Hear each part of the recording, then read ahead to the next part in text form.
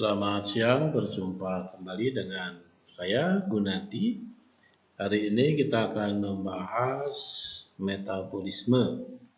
Bahasan KD 3.2 kelas 12 IPA untuk sesi yang ketiga dari KD ini. Sebelum lebih lanjut, jangan lupa kalian nanti setelah tayangan ini memberikan komentar, kemudian bagikanlah kepada teman-teman kalian supaya tayangan ini dari ke hari semakin baik dan bermanfaat buat semua orang. Ya, saya awali dengan metabolisme. Ini merupakan proses kimia yang kebalikan dari proses katabolisme, karena di sini merupakan reaksi kimia penyusunan senyawa besar dari beberapa senyawa yang lebih kecil. Nah, proses ini memerlukan bantuan energi, dapat berupa energi cahaya maupun energi kimia. Nah, berdasarkan sumber energi tadi, maka proses anabolisme dibedakan menjadi dua, yaitu fotosintesis dan kemosintesis.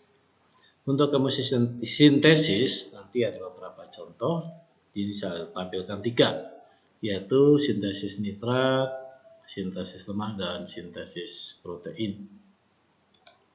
Kita masuk yang pertama, fotosintesis. Sesuai dengan asal katanya, foto atau fotos itu artinya cahaya, dan sintesis itu berarti proses pembuatan atau pengolahan. Jadi ini merupakan reaksi anabolisme dengan bantuan energi cahaya, yang sering disebut juga foton.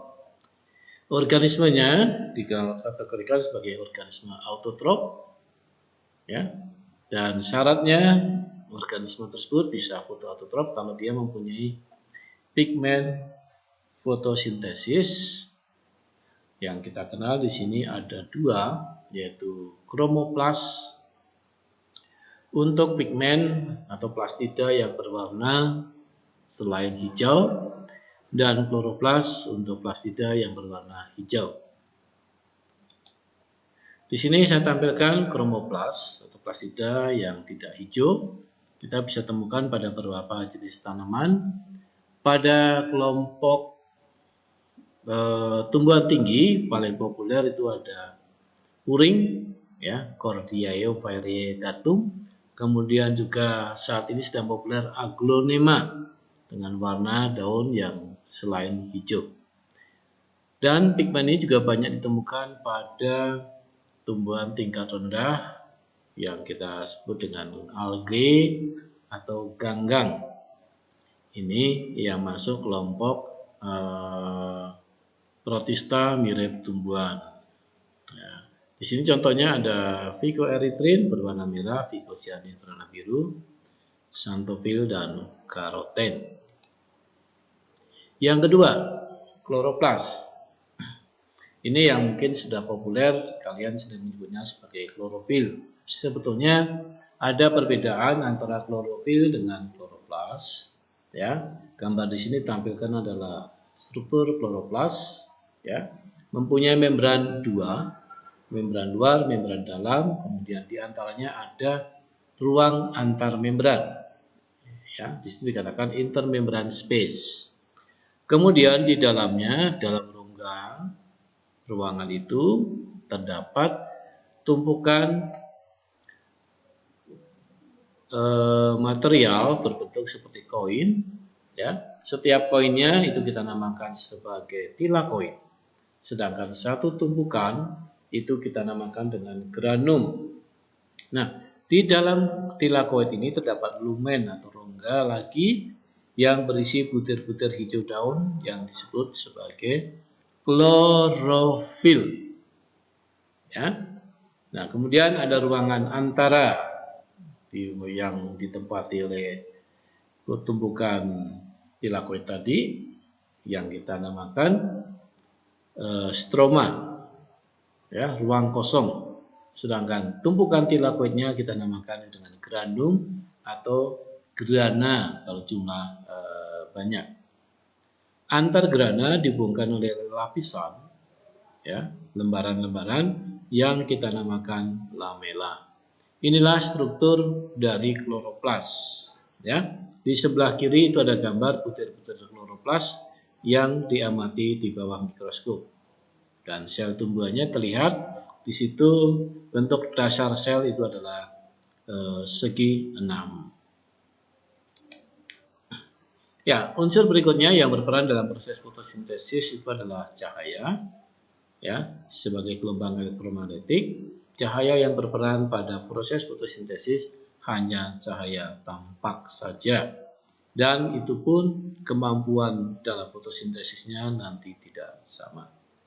Ya, di sini digambarkan cahaya tampak itu dari 400 nanometer sampai dengan panjang gelombang 700 nanometer. Ya, warnanya berbeda.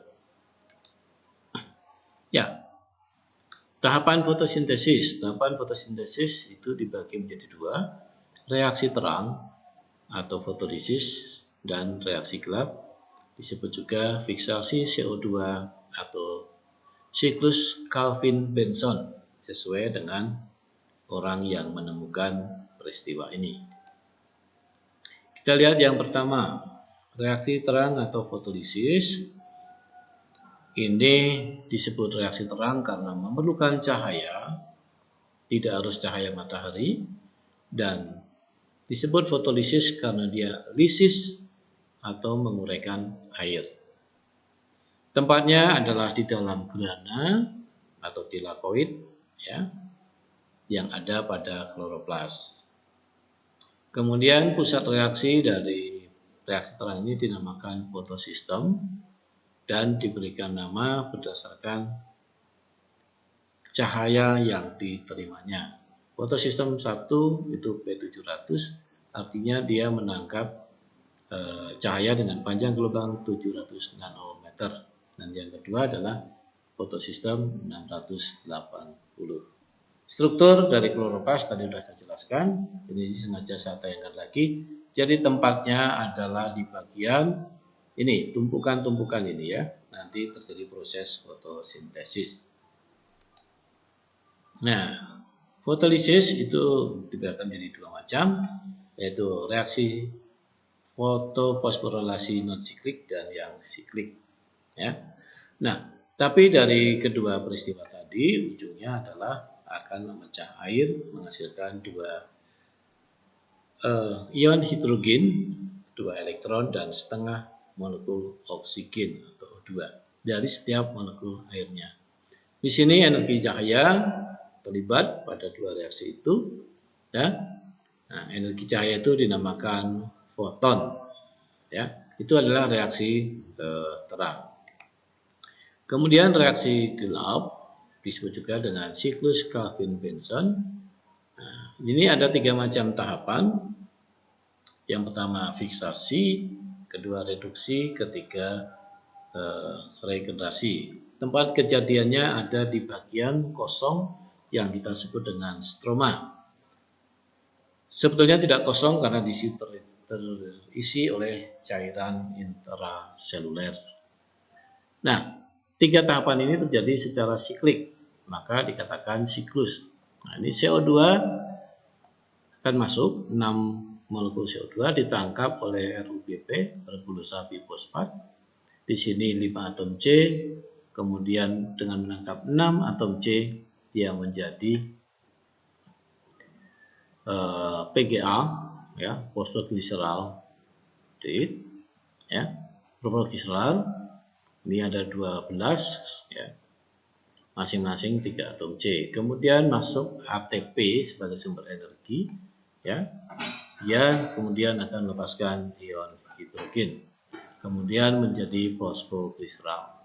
Nah, di sini ada PGAL dan GPAL itu sebenarnya sama saja.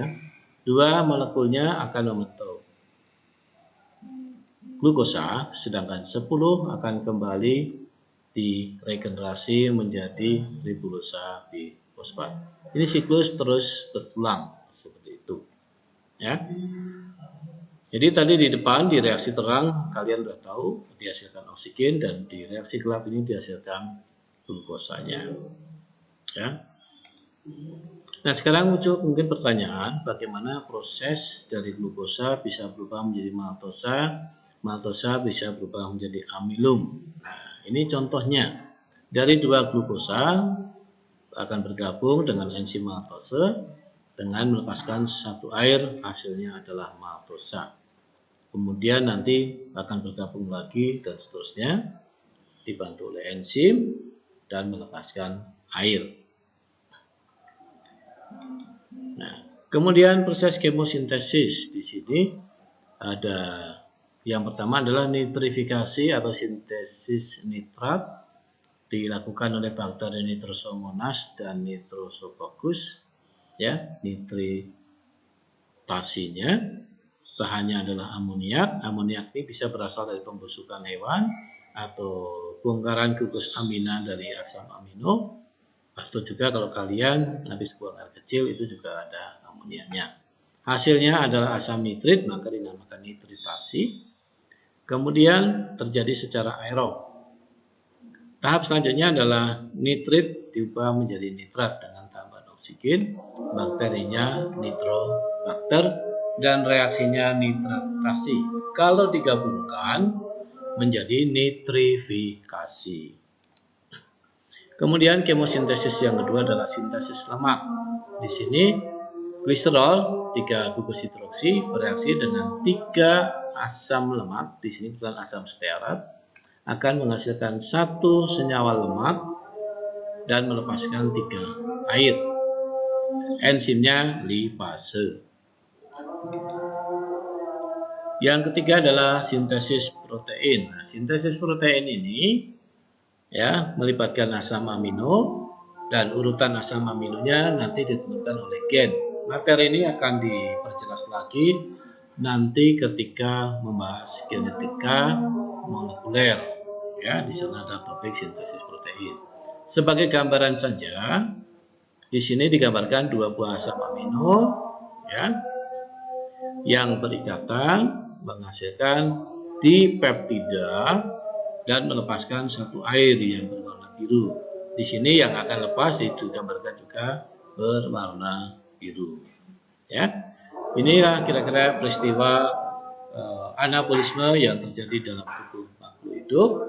Ya, mudah-mudahan bisa membantu memperjelas kalian memahami konsep metabolisme secara keseluruhan. Karena pada sesi sebelumnya pun kita sudah bahas beberapa pengertian, kemudian proses katabolisme, dan sekarang anabolisme. Sekian dari Papa, semoga materi ini bermanfaat. Sekali lagi jangan lupa kalian ya komen, like, kemudian share, dan terakhir subscribe. Karena itu semua gratis dan nanti akan membantu membangun supaya tayangan ini semakin bermanfaat buat kita semua. Sekian, terima kasih sekali lagi, Tuhan memberkati kita semua.